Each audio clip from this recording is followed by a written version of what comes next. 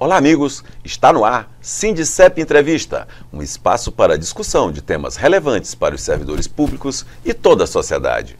Você pode assistir na TV Alternativa, canal 19.1, no sábado, às 8 horas, ou a reprise, domingo às 7 e segunda-feira, às 8h30. Você pode acompanhar também em nosso site e em nossas redes sociais. No programa de hoje, vamos receber o diretor da Condicef e secretário de comunicação do Sindicep Maranhão, José Figueiredo. Na pauta, respeito ao legado dos trabalhadores da EISUCAM e a importância de aprovação da PEC 101. Figueiredo, seja bem-vindo ao nosso programa.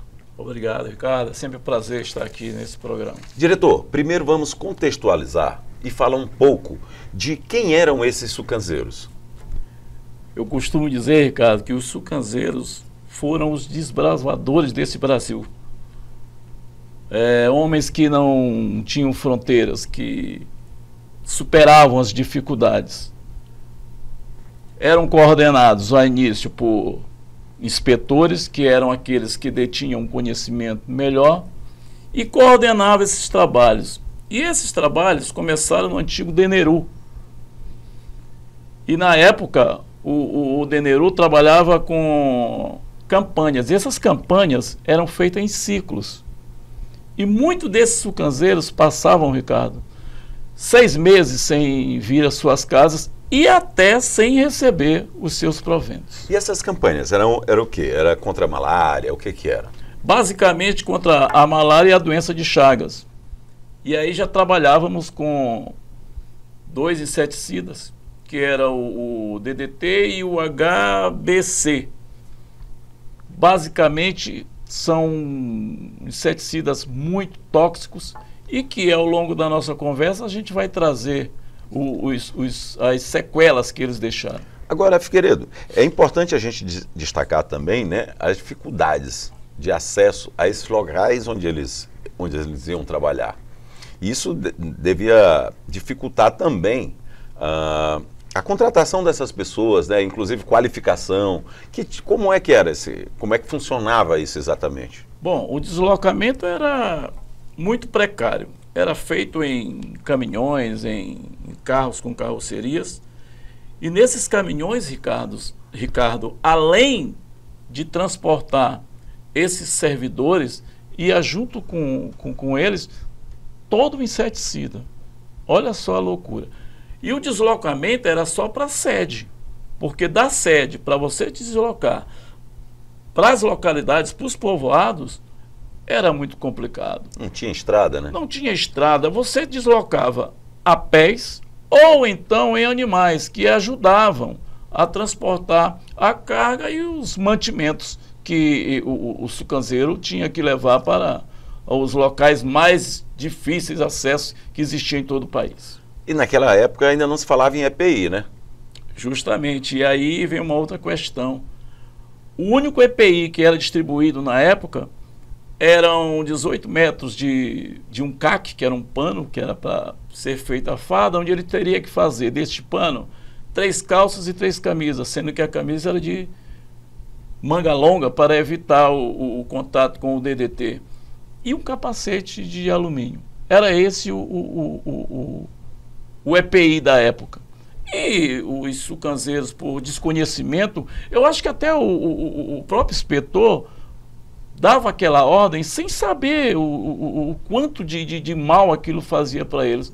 Para você ter uma ideia, Ricardo, o DDT chegava em potes de 35 quilos e eles teriam que fazer essa pesagem para 670 gramas para ser dissolvido dentro de uma bomba em 10 litros. E essa pesagem eles faziam com a mão. Com a mão, sem nenhum EPI, sem máscara, sem luva, sem nada, fazia a pesagem com a mão. Olha só que loucura. E quanto tempo esse trabalho foi feito dessa forma, Figueiredo? Bom, começou na década de 50, eu acredito que em meados de 56, por aí, veio até 1900 e até em 2009, se não me engano. Em 2009 ainda tinha esse tipo de trabalho? Tinha em 2009. Porque, na verdade, em 98, 2009 foi quando decretou para que não fosse mais usado Aí foi proibido. Proibido, exatamente. Você é remanescente também da Issucan, né? Tu borrifou? Também fez esse trabalho de borrifação? Não, eu nunca borrifei, mas eu fazia o trabalho de conscientização junto às comunidades. Eu trabalhava na equipe de educação e saúde, eu ia à frente, antes deles chegarem para fazer as borrifações, e conscientizava a população de qual a importância daquela borrifação, o porquê da borrifação, porque quando nós chegávamos, eles diziam que nós desarrumávamos a casa dele. E eu acho que era bem por aí, porque nós juntávamos todos os utensílios, os móveis que tinha na casa, jogava para o meio para que pudesse fazer aquela borrifação dentro da casa, né? Outra coisa que é importante a gente destacar, né, Figueiredo, é o tipo de casa que havia naquele tempo. Quer dizer, as casas eram feitas de palha, né, com a parede embuçada, ficavam os buracos, e realmente era esconderijo para o barbeiro, por exemplo, que era o disseminador da doença de Chagas, né? Então, esse trabalho era muito importante. Só era mal feito, né? Assim, em relação aos trabalhadores. É isso? Eu não digo que o trabalho ele era mal feito, eu digo que não havia uma proteção, uma proteção para os servidores que faziam esse trabalho.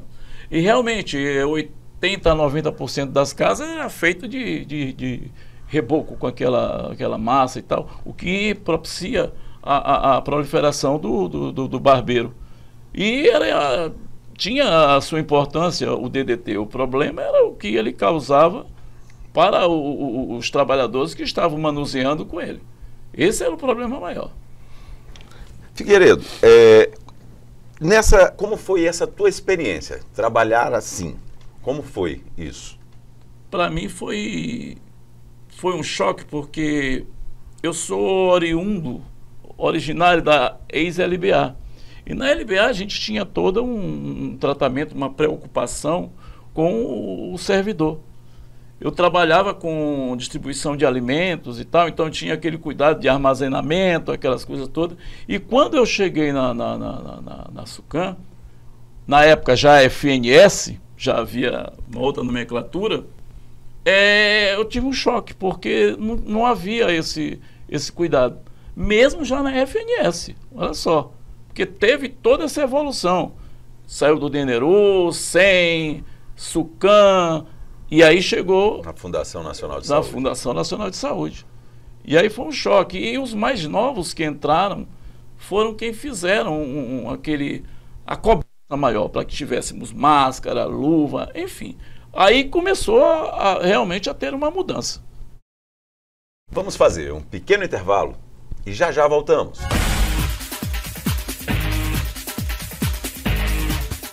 Servidor Público Federal, venha filiar-se ao Sindicep e participe do exclusivo Clube de Benefícios, criado especialmente para você. São dezenas de parceiros, da área médica ao setor de serviços, com descontos especiais para a família Sindicep. Garanta já para você e seus dependentes as vantagens de ser filiado ao Sindicep.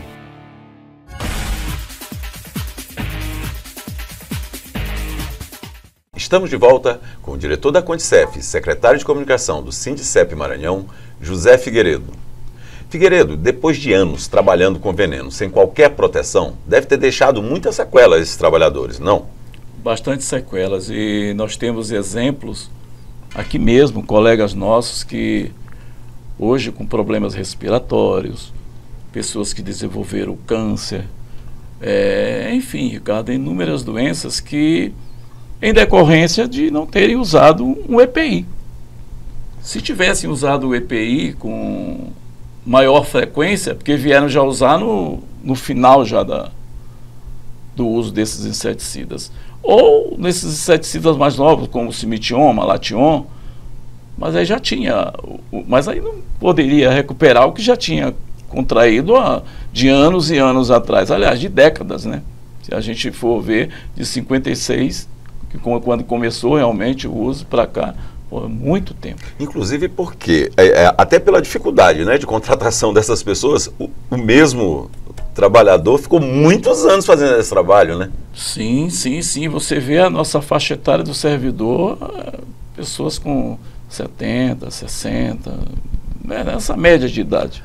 É importante destacar, né, Figueiredo, que além do risco pelo produto, pelo tipo de produto que trabalhava, era um trabalho duro também, né? Aquela bomba não era leve. Não era bom, a bomba não era leve não, pô. Só para ter uma ideia, eram 10 litros que você colocava nela. E ela sem os 10 litros, eu acredito que tu não carregava a sua bomba. Você trabalhava também com um bornal, onde você levava o inseticida e levava também as suas roupas e seus mantimentos. Então era um serviço braçal onde exigia muita... Não era, eles eram chamados de guardas porque realmente era um trabalho de exército, né? Era de exército, guardas, e você tinha que cumprir as exigências como se fosse no exército. Barba, não poderia ter... Sabe? Era um negócio complicado. Agora, Figueiredo, essa contaminação atingiu apenas os trabalhadores ou também foi constatado isso em membros da família? Porque ele levava essa roupa suja para casa também, né? Aí, mais na frente, a gente vai conversar isso na questão da PEC 101. Justamente isso, Ricardo, porque a roupa ela vinha contaminada. Imagina só, essa roupa ele não utilizava só um dia.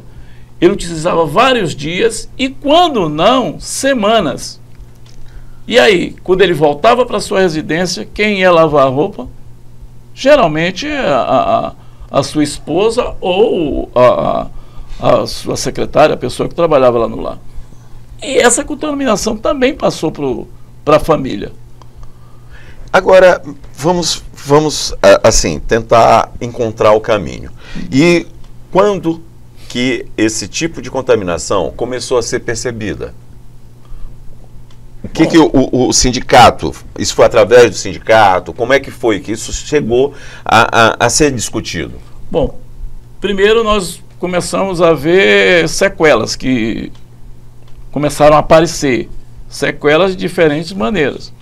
Hoje você vê pessoas com a pele, inclusive nós tivemos um caso de câncer de pele, de um funcionário nosso aqui, chegou a óbito em decorrência disso, de ter utilizado bastante isso, e a pele dele era toda desfigurada.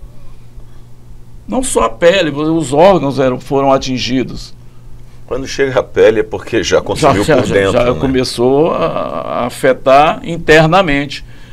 Nós fizemos em 2009 uns exames com boa parte dos servidores, porque não foi possível com todos, porque você sabe que a distância nos municípios dificultava isso, mas com a maioria nós fizemos. E boa parte foi constatado o efeito residual. Mesmo anos depois. Anos depois. Eles ainda carregavam dentro do organismo o efeito disso. Isso, com certeza. E é uma prova de que o inseticida fez mal e continua fazendo mal. Agora, hoje, depois de passado mais de 10 anos, 15 anos, você vê que a concentração desse inseticida hoje no corpo não é mais a mesma. Mas existem pessoas que ainda têm o resíduo. E quem não tem o resíduo tem a sequela. Tem a sequela. Isso aí é notório. E são inúmeras sequelas. Inúmeras sequelas. A gente vê as pessoas com vitiligo, enfim, são várias e várias coisas.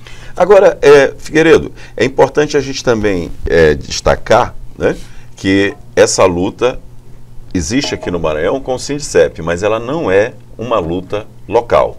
Não, ela é uma luta nacional e aí a gente tem que dar um destaque para alguns estados onde ela realmente começou. Eu vou destacar aqui os estados de Rondônia, do Acre, do Mato Grosso e do Pará, que foi eles quem deram o pontapé inicial para que nós chegássemos à PEC 101.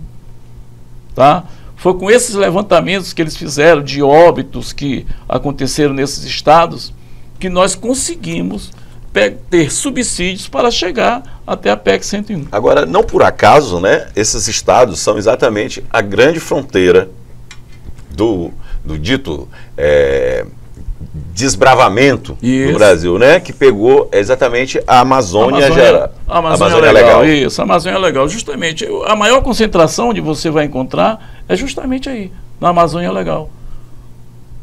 Onde realmente as pessoas se deslocavam mata adentro, mata virgem mesmo, para chegar em umas localidades muito mais distantes.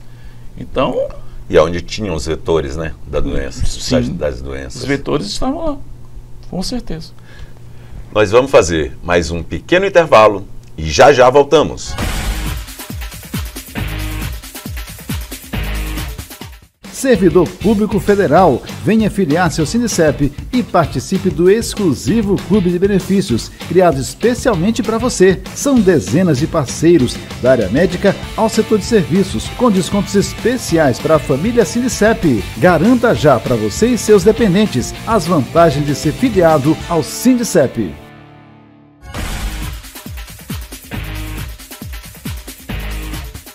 Estamos de volta com o diretor da Condicef, secretário de comunicação do Sindicep Maranhão, José Figueiredo. Figueiredo, como esse problema tão grave pôde ser resolvido? Indenização, tratamento, o que foi? Como foi pensado? Bom, primeiramente, os sindicatos, eles pensaram em pensões vitalícias e também na indenizações financeiras. O que isso a gente entendeu que não foi bem visto pelos congressistas, né? Quando tu falas em pecúnia, em dinheiro, não é legal falar. Então, nós entendemos que o caminho não seria esse. E que o caminho para seguir mais fácil seria a solicitação de um plano de saúde para os servidores. E aí veio a ideia do Dr. Mauro Nazif com a PEC 101. A PEC 101 veio para que a gente pudesse realmente conseguir um benefício para esses trabalhadores que foram esquecidos. Na verdade, Ricardo, eu até digo assim, um pagamento por tudo que eles fizeram lá no passado. O que exatamente do que trata a PEC 101? Então, a PEC 101, ela busca um plano de saúde para que, estendido não só para o filiado, o servidor, como também para a esposa. Justamente no que nós conversamos ainda agora há pouco. Por que a esposa? Quem tratava com a roupa? Quem lavava a roupa? Então ela também estava exposta à contaminação. Chegou a ser feito algum tipo de pesquisa sobre isso? Sim, com as esposas também? Sim, também foi feito. Sim, também foi feito e foi constatado que elas também tinham a contaminação. Justamente por estar lidando diretamente com o EPI, entre aspas, que eles usavam no campo, usando o DDT. E como foi recebida essa iniciativa no Congresso? Eu digo que nunca vi uma PEC caminhar tão rápido. Foi bem recebida, tanto é que ela passou na CCJ com maioria e hoje a gente está lutando para que seja instalada a comissão especial. Uma vez ela sendo aprovada na comissão especial, iremos para o Congresso, para a Câmara dos Deputados, Senado, aí você sabe, volta para a Câmara dos Deputados e Senado. E aí vale destacar que nós apresentamos essa PEC para o antigo presidente da Câmara dos Deputados, o Arthur Lira, e na época tenho que dar um destaque aqui para um deputado nosso aqui do Maranhão, na época deputado, hoje não mais, o deputado Bira do Pindaré, esteve sempre presente em todas as nossas incursões dentro do Congresso. E nesse dia não foi diferente. Ele, o deputado Mauro Nazif, lá de Rondônia, conseguiu uma audiência com o Arthur Lira. Quando entregamos o documento da PEC 101, nos foi cobrado qual o impacto financeiro e social que essa PEC traria. Pedimos uma semana e graças ao nosso DIEESE, Max Lena, a gente tem que agradecer muito, fez um trabalho minucioso e entregamos esse dossiê para o Lira e estamos aguardando. Em relação ao impacto financeiro, nem vou entrar nesse mérito, mas o impacto social é muito grande, né? Porque foram muitas famílias afetadas. Muitas famílias, Ricardo. Eu acho que o impacto social, o financeiro para o governo praticamente não seria nada. Agora o social, poxa, a gente já está reparando um erro.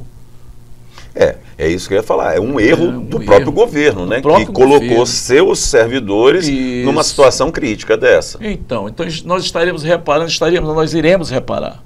Nós iremos reparar. Tanto é que agora estamos fazendo a recomposição da Comissão Nacional dos Intoxicados. Já estamos na segunda reunião e teremos agora, aproveitaremos os 7 e 8 agora, na próxima semana, onde estaremos discutindo a PEC 32, que é uma outra coisa que a gente vai ter que ter um tempo maior para falar sobre a PEC 32, e vamos aproveitar já para marcar uma agenda com os deputados, tentar fazer aquela sensibilização que a gente tem que fazer sempre e buscar também o Padilha, o ministro da Saúde, viu? A gente vai chegar lá, mas eu queria primeiro saber isso. Essa comissão, ela é formada por quem? A comissão é formada por diretores de sindicatos de todo o Brasil com um suplente. E para desenvolver esses trabalhos, nós temos uma comissão permanente que fica direto em Brasília, para que possa coordenar todo esse trabalho que vai ser desenvolvido por todos os servidores que estão aí lotados na comissão. Porque tem essa base em Brasília, né? Mas ela coordena esse trabalho tem que se dar também nos estados, não é isso? Sim, nos estados. E por isso a importância, Ricardo, de ter o titular e o suplente. Os dois trabalham no estado. Quando há o deslocamento para Brasília, no caso de um não poder ir, vai o outro, para que a gente possa ter sempre alguém em Brasília. Figueiredo, e como a categoria pode ajudar nesse processo de tramitação na Câmara? Muito bem. Nós estamos preparando para o próximo 16, 17 e 18 de setembro uma marcha em Brasília, onde nós estamos trabalhando para colocar 2.000 pessoas, o mínimo, dentro de Brasília, 2.000 pessoas. E isso vai culminar com uma agenda que a gente já está preparando com o ministro da Saúde para entregar a nossa minuta com nossas solicitações.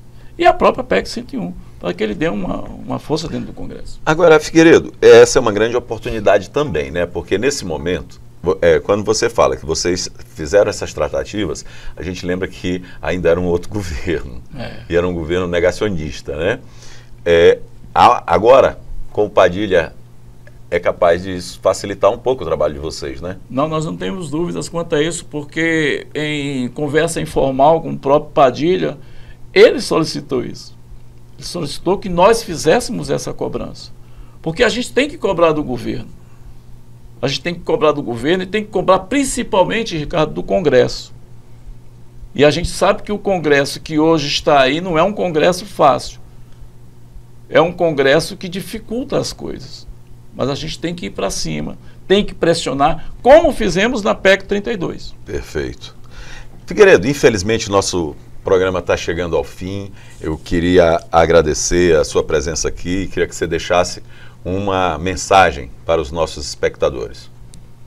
Eu deixo uma mensagem para todos os nossos filiados e telespectadores, mas em especial eu deixo para os nossos irmãos servidores da EISUCAM. A luta é difícil, mas ela vai se tornar bem mais fácil se todos nós viermos aqui para juntar as mãos. Venham para o sindicato, venham se filiar e vamos para a luta. Figueiredo, mais uma vez, obrigado pelas explicações. Esperamos que tudo seja resolvido o mais rápido possível e que os trabalhadores finalmente possam receber o tratamento que merecem. Agradecemos também a companhia de quem nos assiste. Esperamos todos para a próxima edição do Sindicep Entrevista. Até lá!